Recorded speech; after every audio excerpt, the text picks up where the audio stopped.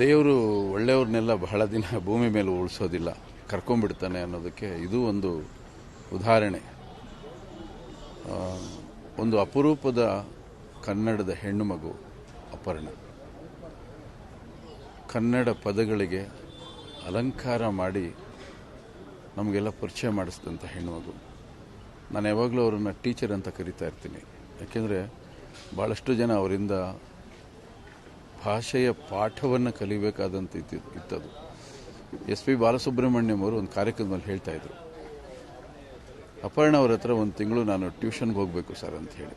ಅಂದರೆ ಅಷ್ಟು ಸ್ವಚ್ಛಂದ ಕನ್ನಡ ಅವರ ಬಾಯಿಂದ ಕೇಳಿ ಬರ್ತಾ ಇತ್ತು. ವೇದಿಕೆ ಕಾರ್ಯಕ್ರಮಗಳು ಅಪರ್ಣ ಅವರಿಗೆ ಸಿಕ್ಕಿಬಿಟ್ರೆ ನಾವು ನಿರಾತಂಕವಾಗಿರ್ಬೋದಾಗಿತ್ತು.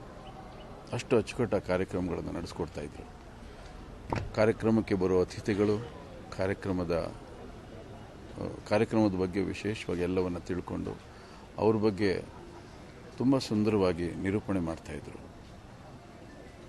ಭಾಳ ಬೇಗ ಹೊರಟೋದು, ತುಂಬ ಚಿಕ್ಕ ವಯಸ್ಸು, ಮನಸ್ಸಿಗೆ ಭಾಳ ಆಘಾತ ಆಯಿತು. ನಾನು ಅವ್ರ ಜೊತೆಯಲ್ಲಿ ಕೆಲಸ ಮಾಡಿರಲಿಲ್ಲ, ಸಹ ನಿರ್ದೇಶಕನ ಕೆಲಸ ಮಾಡಿದ್ದೆ. ಆದರೂ ಕೂಡ ಅವ್ರ ಜೊತೆಯಲ್ಲಿ ಎಲ್ಲೇ ಸಿಕ್ಕಿದ್ರು ಕೂಡ ತುಂಬ ತುಂಬ ಚೆನ್ನಾಗಿ ಆಪ್ಯಾಯಮಾನವಾಗಿ ಮಾತಾಡ್ತಾಯಿದ್ರು.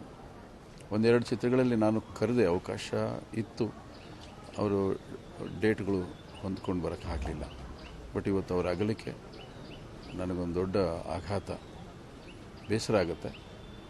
ಅವ್ರು ನಮ್ಮನ್ನು ಅಗಲಿದ್ದಾರೆ ಅನ್ನೋದು ಸತ್ಯ, ಆದರೆ ಅವರು ಬಹಳಷ್ಟು ವರ್ಷಗಳ ಕಾಲ ಕನ್ನಡ ನಾಡಿನಲ್ಲಿ ಕನ್ನಡಿಗರ ಮನಸ್ಸಲ್ಲಿ ಅಚ್ಚಳಿಯದೆ ಉಳ್ಕೊಂಡಿರ್ತಾರೆ ಅನ್ನೋದು ಸತ್ಯ.